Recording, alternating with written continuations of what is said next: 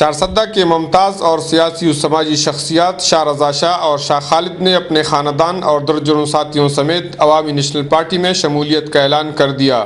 علاقہ راجڑ میں ایک پریس کانفرنس کے دوران خطاب کرتے ہوئے شاہ رضا شاہ نے کہا کہ عوامی نیشنل پارٹی نے ہمیشہ پختون قوم کی حقوق کی جنگ لڑی ہے۔ صوبے کے نام کی تبدیلی، صوبائی خود مختاری اور دہشت گردی کے خلاف جنگ میں کامیابی خیبر پختونخوا کی قابل ستائش کامیابیاں ہیں۔ پریس کانفرنس سے ANP کی ضلعی صدر خالد خان اور تپہ راجڑ کے صدر سلیمان خان نے خطاب کرتے ہوئے کہا کہ عوامی نیشنل پارٹی کی صوبائی حکومت نے عوام کے ساتھ کیے ہوئے وعدے پوری کیے۔ ضلع بھر میں ترقیاتی کاموں کا سلسلہ جاری ہونے کے ساتھ ساتھ تعلیم اور صحت کے شعبے ترقی کے راہ پر گامزن ہیں۔ انہوں نے کہا کہ ہم پختون قوم کے عظیم لیڈر خان عبدالغفار خان کی نقش قدم پر چل کر اس قوم کی خدمت جاری رکھیں گے۔ انہوں نے کہا کہ شاہ رضا شاہ کے خاندان کی عوامی نیشنل پارٹی میں شمولیت سے چارسدہ میں ANP ایک مضبوط قوت بن کر ابھرے گی۔